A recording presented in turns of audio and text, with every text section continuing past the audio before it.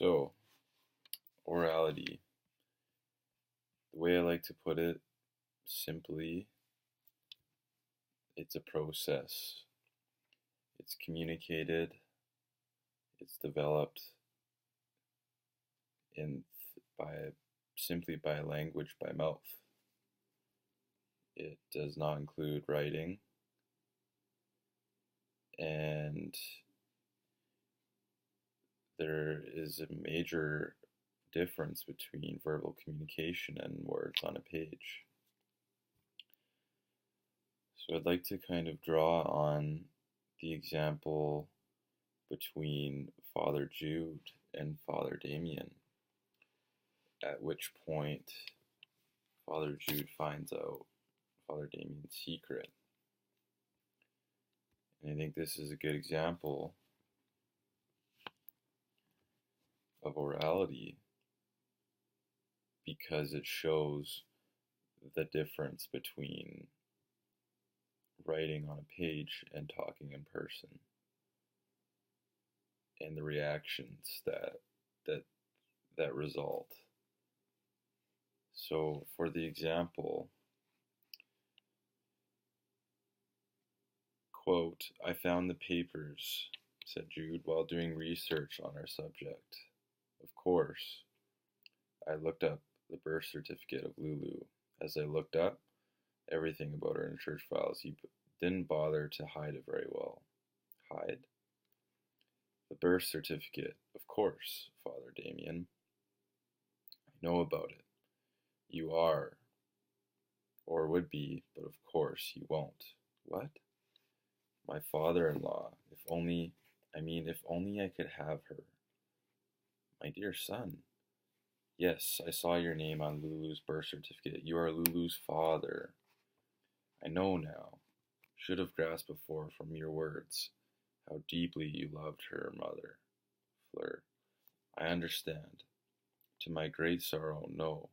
Joy, I truly and fervently know what it is to become undone by a woman. I shall keep your secret, as I know you'll keep mine."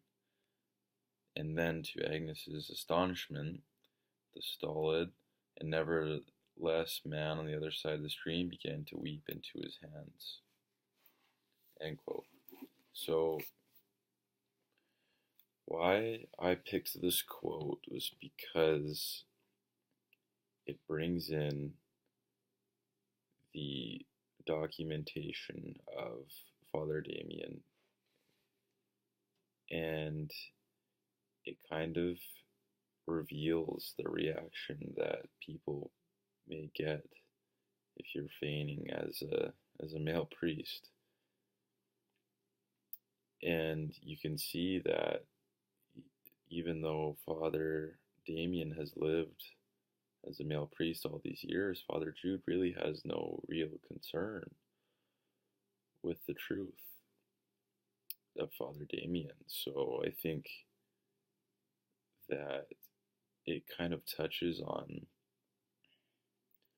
verbal communication, and my reasoning behind that is because um, Father Jude has no real concern with it. However, Father Jude wishes to keep his own secrets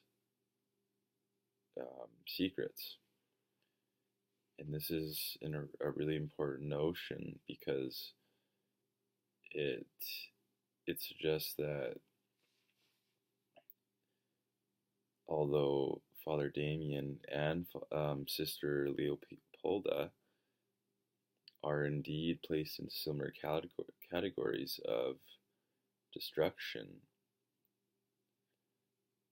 Father Jude is also into that category, and so it kind of challenges the religious aspect to the book.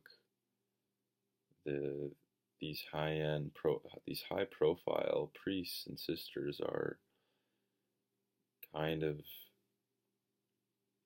defaming the reputation of a noble priest or sister, for that matter. So, in terms of verbal communication, I it connects to Father Damien's situation. Now, had he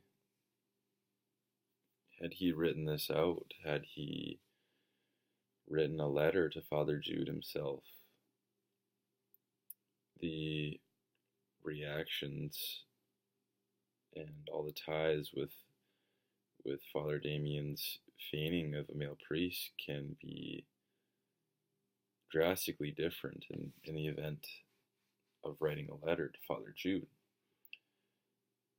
So I think it's important because Father Damien can kind of see that he served his purpose. And again, this is near the end of the book, so he served his purpose as a noble priest. So there was no issue of gender. The issue lied with a cycle of lies, not lies, but a cycle of cover-ups, a cycle of secrets, and a cycle of imagination. And it definitely ties back to that concept of imagination being the most important rule of thumb to Father Damien's acts. His whole life he served as a male priest, and now Father Jude recovered that information, and now it seems as though it all went justified.